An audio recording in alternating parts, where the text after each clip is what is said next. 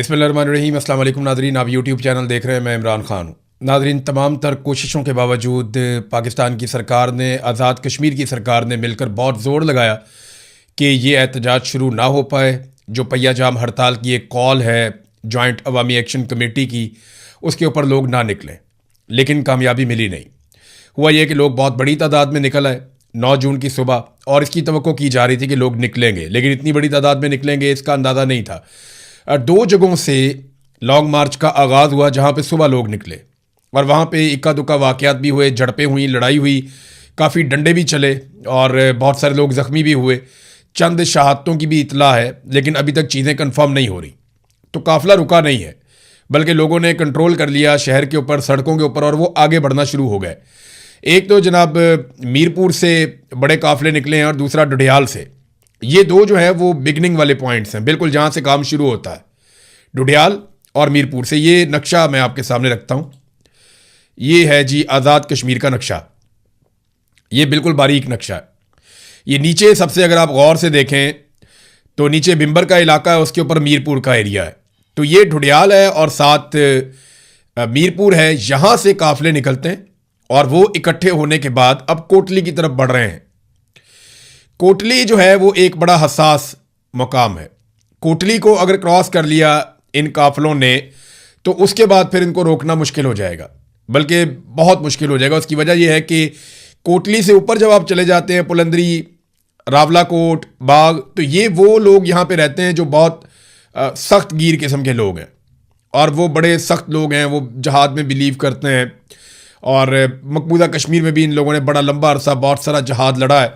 तो यहाँ के लोग जो हैं वो बड़े सख्त तबीयत के हैं, और जो हार्ड कोर टीमें हैं जो जॉइंट अवामी एक्शन कमेटी से ताल्लुक़ रखती हैं वो यहीं की हैं, यानी रावलाकोट के और पुलंदरी के लोग हैं। तो कोटली का एक बड़ा चैलेंज है जिसको इस बहुत बड़े इज्तिमा ने क्रॉस करना है। हज़ारों की तादाद में इसमें लोग हैं। कई इलाकों में मारपीट जो है वो रिपोर्ट हुई है अभी तक, और कोटली से कुछ इतलात के मुताबिक 3 और कुछ इतलात के मुताबिक 7 अफराद के जाम बहक होने की इतला आई।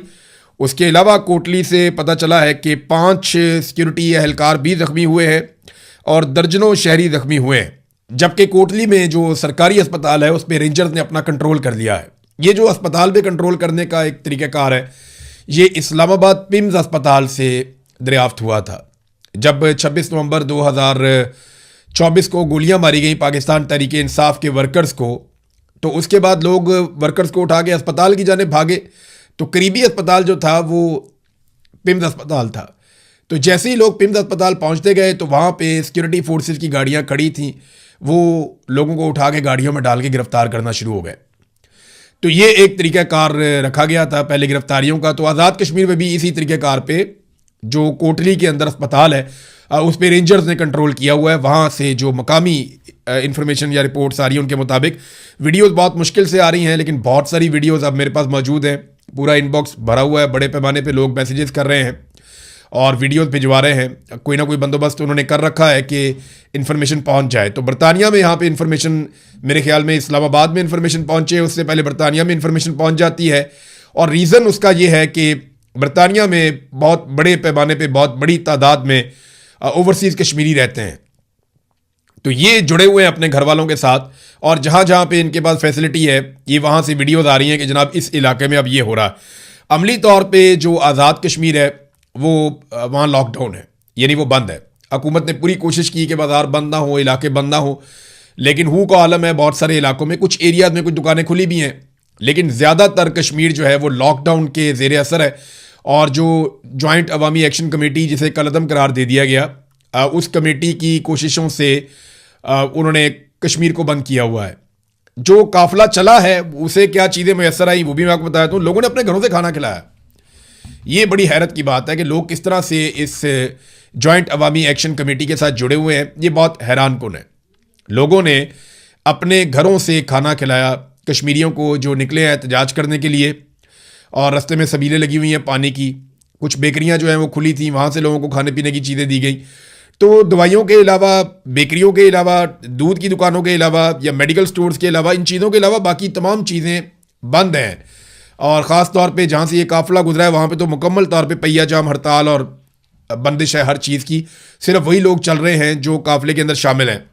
यहाँ पे एक पुल है जिसका इफ्तिताह नहीं हो रहा था बड़े लंबे अरसे से, और बड़े लंबे अरसे से इसके ऊपर जो है वो एक कंट्रोवर्सी भी थी, 20-25 साल हो गए।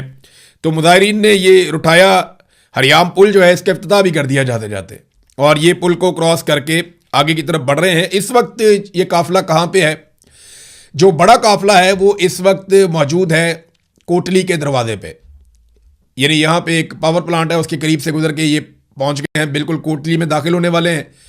अगर ये कोटली में दाखिल होते हैं और कोटली के लोग इनके साथ शामिल हो जाएं, क्योंकि कोटली में सुबह से लड़ाई चल रही है और वहाँ पे काफ़ी एहतजाज हो रहा है, क्योंकि यहाँ के लोगों ने जो एहतजाज करने के लिए बड़ा काफिला आ रहा है उनका इस्तकबाल करना था, उनके खाने पीने का भी बंदोबस्त करना है, उनको ठहराने का भी बंदोबस्त करना है, और उसके बाद फिर ये आगे बढ़ेंगे कोटली से पुलंदरी की जानिब, और पुलंदरी से फिर ये जाएंगे रावला कोट, और रावला कोट से फिर बाग की तरफ जाएंगे, और बाग से आगे इनकी मंजिल है मुजफ्फराबाद। तो जितनी रुकावटें हैं उनको देखते हुए ये लगता है कि इनको 2-3 दिन शायद ये सफ़र पूरा करने में लग जाए, या हो सकता है इससे पहले इनको डिस्पर्स होना पड़ जाए, या हो सकता है कि इससे ज़्यादा टाइम इन्हें लग जाए, कुछ भी हो सकता है, या किसी जगह पे ये बैठ जाएं।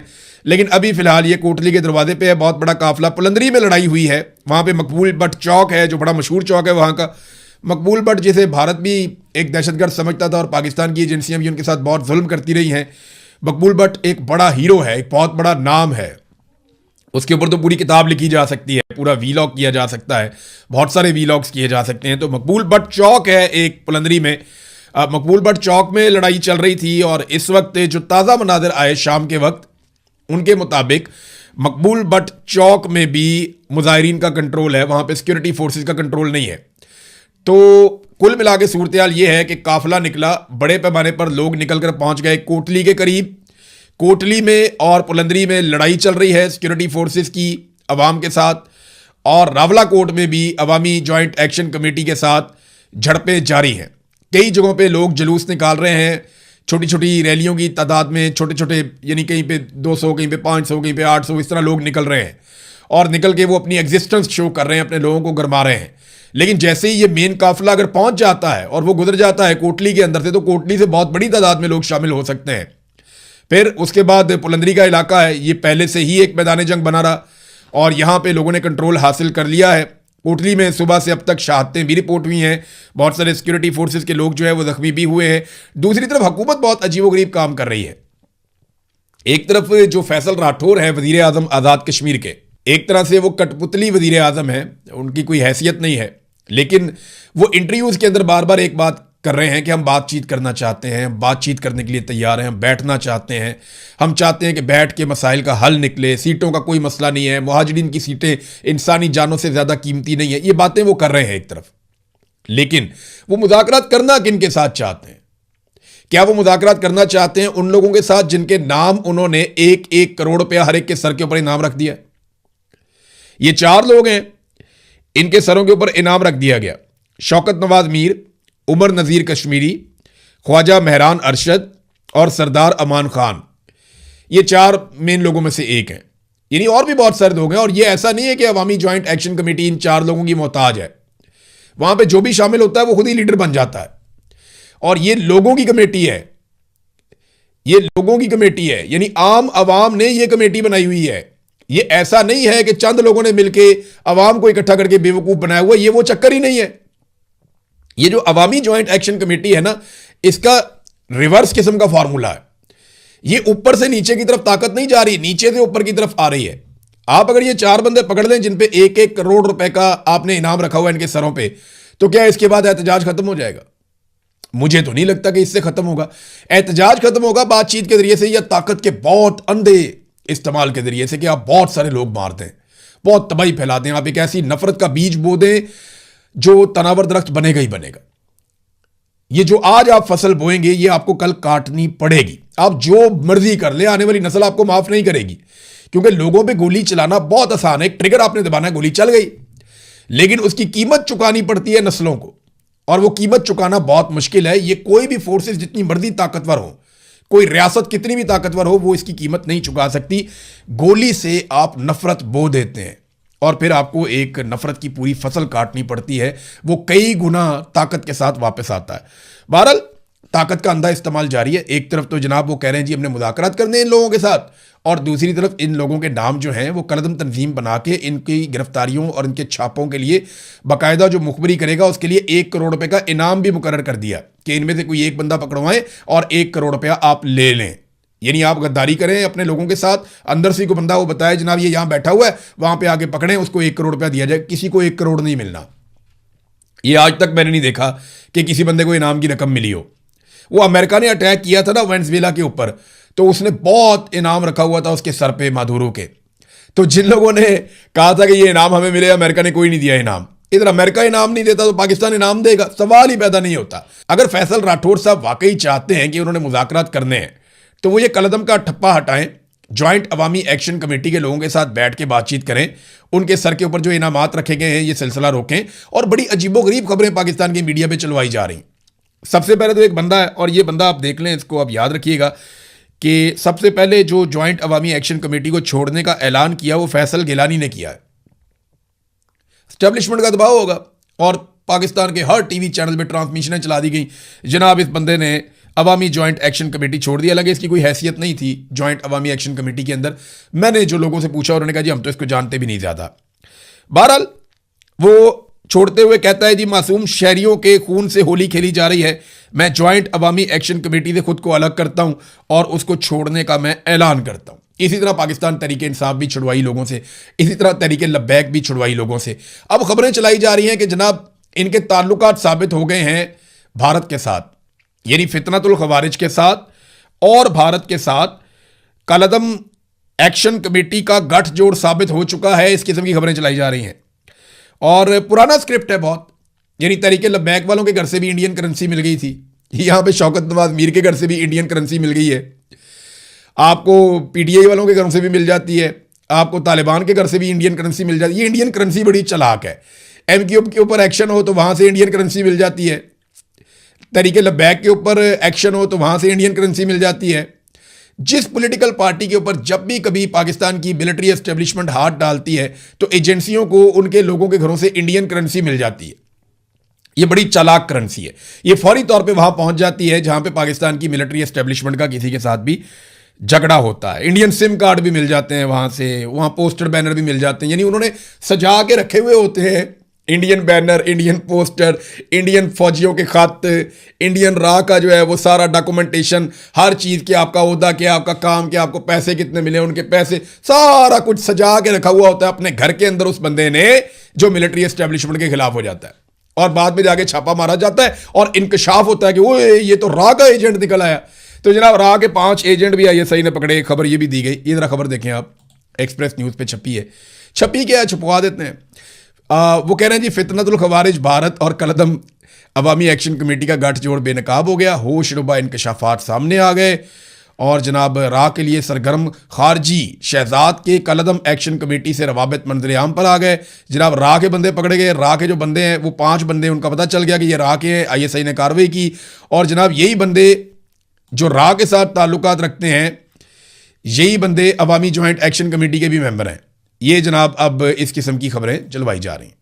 तो ये पुराना स्क्रिप्ट है, पुरानी खबरें हैं, कोई नई चीज़ इनमें नहीं है, ये हमेशा से यही होता रहा है। तो जब आपने मुज़ाकरात करने हो तो फिर आपको कम से कम दिल बड़ा करना पड़ेगा, उन लोगों को मौका देना पड़ेगा कि वो आकर बैठते आपसे बात करें। जो वज़ीर आज़म है आज़ाद कश्मीर का, वो इस्लामाबाद से वापस कश्मीर जाने के लिए तैयार नहीं है, वो इस्लामाबाद में बैठे हैं, वो कश्मीर जा ही नहीं रहे। और जो ज्वाइंट अवामी एक्शन कमेटी के लोग हैं वो छुपते फिर रहे हैं कि उनके ऊपर पुलिस और रेंजर्स और सिक्योरिटी फोर्सेस छापे मार रही हैं, वो उनके खून के प्यासे हो गए, उन पे गोलियां भी चलाई गई हैं, वहाँ लोग भी शहीद हो रहे हैं। तो मुज़ाकरात कौन करेगा, किसके साथ करेगा, कहाँ पे बैठेंगे?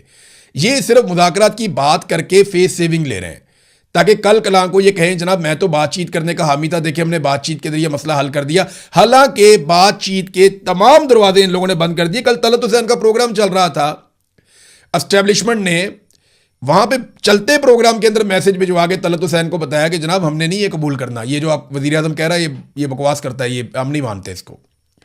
यानी सादी बात तो यही है ना, वज़ीर आज़म वहां पे कोई और बात कर रहा था, तलत हुसैन को मैसेज आ जाता है एस्टेब्लिशमेंट का और उसको बताया जाता है जनाब हम नहीं ये मानते, ये जो भी कहता है कहता रहे बेशक। तलत हुसैन ने पढ़ के वो मैसेज सुना दिया वज़ीर आज़म को और वज़ीर आज़म कहता है नहीं जी ठीक है, वो भी अपना पैंतरा बदल गया फौरी तौर पर। ये नाज़रीन पाकिस्तान के अंदर मीडिया जर्नलिज्म कर रहा है, सियासतदान सियासत कर रहे हैं और एस्टेब्लिशमेंट जो है वो फैसले कर रही है। आईजी ने नाज़रीन एक बड़ी अजीबोगरीब तकरीर कर दी वहां पे सियासतदानों वाली। बल्कि मैं अभी देख रहा था कि ईरान ने जंग लड़ी अमेरिका के साथ, किसी अमरीकी या ईरानी जर्नैल ने भी ऐसी तकरीर नहीं की, किसी इसराइली जर्नैल ने भी ऐसी तकरीर नहीं की, पूरे मिडल ईस्ट के अंदर किसी जर्नैल ने या किसी फौजी ने या किसी सियासतदान ने ऐसी शानदार तकरीर नहीं की, या पाकिस्तान के जर्नैलों ने कभी इंडिया के साथ लड़ाई में ऐसी तकरीर नहीं की, ना कभी इंडियन जर्नैलों ने ऐसी तकरीर की है जैसी तकरीर कर दी आईजी कश्मीर ने। ये आईजी कश्मीर वही आदमी है जिसने कहा था 1000 बंदा मारूंगा तो अमन आ जाएगा। अब ये कश्मीर पहुंचा हुआ है। ऐसे ज़हनी मरीज को तो सवाल ही पैदा नहीं होता कभी कोई सिविल सर्विस के अंदर रखे भी, लेकिन आसिम मुनीर साहब के दौर में इसको आईजी बनाकर कश्मीर में भेज दिया गया। वो अपनी कार्रवाई डाल रहा है, बंदे मर रहे हैं वहाँ पे, सिक्योरिटी फोर्सेज के लोग भी मर रहे हैं, दूसरी तरफ जो सिविलियंस हैं वो भी मर रहे हैं। तो लोगों की जान जा रही है, इनका क्या जा रहा है? वो सीने पे हाथ मार मार के ये कर दूंगा वो कर दूंगा, वो वहाँ धमकियाँ मेज किस्म की बातें कर रहा है। और ये आईजी को क्या जेब देता है? अब चाहे इस्लामाबाद का आईजी हो, चाहे कश्मीर का आईजी हो, ये जिस तरीके से सीना ठोक रहे हैं अवाम के सामने, क्या ये अवाम का सामना भी कर सकते हैं? जो अवाम अपने टैक्स के जरिए से आपको तनख्वाह देते हैं, आपको पालते हैं, आप उनके खिलाफ ऐसा रद्देमल कैसे दे सकते हैं? जब भी आप अवाम के पुरअमन एहतजाज के ऊपर जाके अटैक करेंगे, क्रैकडाउन करेंगे, तो लोग आगे से रिएक्ट करेंगे। अब जस्टिफाई नहीं किया जा सकता, जो शहीद हुए पुलिस वाले वो हमारे भाई हैं, हमारे सिक्योरिटी फोर्सेज के लोग भी हमारे अपने बच्चे हैं, वो कौम के बच्चे हैं। लेकिन कौम के बच्चों को लड़ाने वालों के खिलाफ बोलना, अगर इतनी जरूरत है तो, अगर इतना हौसला है तो बात कर और ये कह कि कौम के बच्चों को लड़ाने वाले जो हैं वो कौम के मुजरिम हैं, जिन्होंने लाकर सिविलियंस को और फोर्सेस को आमने सामने खड़ा कर दिया। वो तकरीर ऐसे कर रहा है जैसे वो मकबूजा कश्मीर में जा रहा है, मकबूजा कश्मीर फतह करने के लिए। ओ भाई, ये कश्मीर है, आजाद कश्मीर है, ये अपने लोग हैं, इनको ऐसे नहीं मारना। जितना गुस्सा और जितने जज्बात तुम दिखा रहे हो, अगर इतने जज्बात दूसरी तरफ से भी दिखाए गए, ये तो बहुत बड़ा तसादम हो जाएगा। तो ये जलती पर तेल का काम कर रहे हैं। और ये ऐसे बेवकूफ़ लोग सिर्फ अपनी ज़ाती तशहीर के लिए और अपनी ज़ाती वाहवा के लिए और गुड बुक्स में आने के लिए, बड़े बड़े ताकतवर लोगों की या एस्टेब्लिशमेंट की गुड बुक्स में रहने के लिए वो इस तरह के ब्लंडर करते हैं, और कीमत इन ब्लंडर्स की बाद में कौम अदा करती है। अहमद फरहाद साहब ने बड़े ज़बरदस्त तरीके से एलेबोरेट किया कि ये अवामी जॉइंट एक्शन कमेटी का जो एक लॉन्ग मार्च निकला है, इसके मकासद क्या है।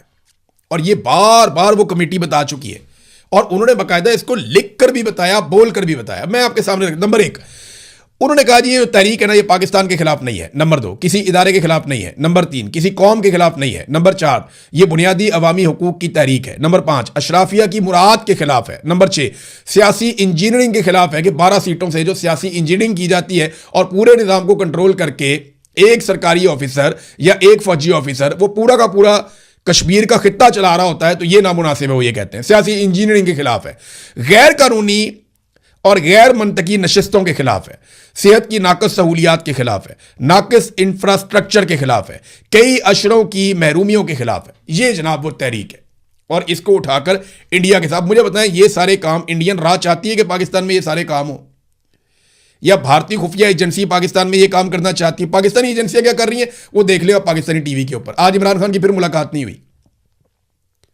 इमरान खान से मुलाकात मुकम्मल तौर पे बंद है। उनकी बहनें, आज मंगल का दिन था, वो फिर गए मिलने के लिए, उन्होंने मुलाकात करने नहीं दी। एक तरफ उन्होंने नेशनल लेवल के सबसे बड़े लीडर की मुलाकातें बंद की हुई हैं, दूसरी तरफ पाकिस्तान के तमाम टीवी चैनल के ऊपर इमरान खान का नाम लेना मना है। लेकिन जो खैबर पख्तूनख्वा से नाराज अरकान का एक टोला बनाया गया है, वो अब इंटरव्यूज दे रहे हैं और वो इमरान खान का तस्करा कर रहे हैं, इमरान खान की रिहाई मांग रहे हैं, इमरान खान की रिहाई के लिए तहरीक का लायामल मांग रहे हैं, और वो सारा कुछ पाकिस्तान के नेशनल टीवी चैनल्स पे चल रहा है। जरा अपने आप से पूछिए आप एक दफा कि जिस आदमी का नाम पाकिस्तान के नेशनल टीवी चैनल्स पे नहीं लिया जा सकता, उसकी रिहाई की तहरीक चलाने का मुतालबा पाकिस्तान के नेशनल टीवी चैनल्स पे चल रहा है, और कुछ नाराज अरकान सो कॉल्ड वो मुतालबा कर रहे हैं और वो टीवी पे चल रहे हैं। पहले तो पूछो तुमने कौन सी कुर्बानी दी है भाई इमरान खान को बाहर निकालने के लिए? मुझे सुहेल अफरीदी से कोई हमदर्दी नहीं है, वो जो कर सकता था उसने नहीं किया। सुहेल अफरीदी के पास बहुत बड़ा मौका था, अभी भी है, लेकिन सुहेल अफरीदी ने मौके से फायदा नहीं उठाया। उसने नौजवानों को इकट्ठा नहीं किया जो वो कर सकता था, कोई हमदर्दी नहीं है। लेकिन दूसरी तरफ ये जो नाराज अरकान है, जिस तरीके से इनको पाकिस्तान का नेशनल टीवी चला रहा है और इमरान खान की रिहाई के मुतालबात भी नेशनल टीवी पे चला रहा है, ये ऑर्गेनिक नहीं है। इसके पीछे फिर एस्टेब्लिशमेंट है, क्योंकि एस्टेब्लिशमेंट की मर्जी के बगैर पाकिस्तान के नेशनल मीडिया पे कुछ नहीं चलता। अब तक के लिए इतने ही। अपना ख्याल रखिएगा, अपने इस चैनल का भी। अल्लाह हाफ़िज़।